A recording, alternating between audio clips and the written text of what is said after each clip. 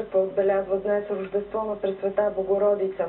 Денят, в който се е родила Света Дева Мария, е сред 12-те големи християнски празника, известен в народната традиция като Малка Богородица. Православната църква прославя Божията майка като пазителка на християнското семейство и покровителка на родилките и децата. Празник на празници, бих казал. Голяма духовна радост ни е офанала всички. Виждате припълнения храм.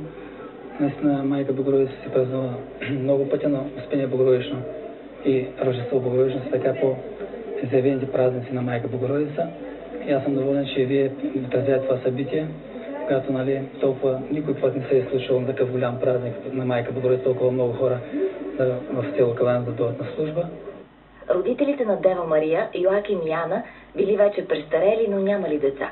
Смятайки, че греховете му са причина за бездетството им, Йоаким се отправил в пустинята, където се отдал на пост и молитва. Жена му Ана пък, упреквайки себе си, се обърнала с гореща молитва към Бога да ги дари с дете, като му обрекла бъдещата си рожба.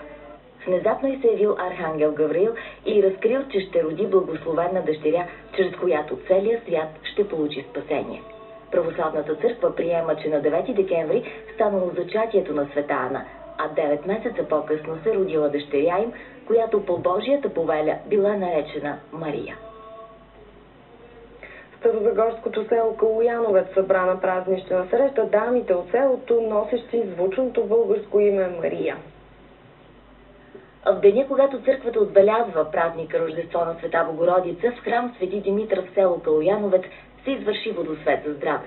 На него бяха поканени да присъстват 48-те представителки на нежния пол, от най-малката 2-годишна до най-голямата 94-годишна Мария от селото.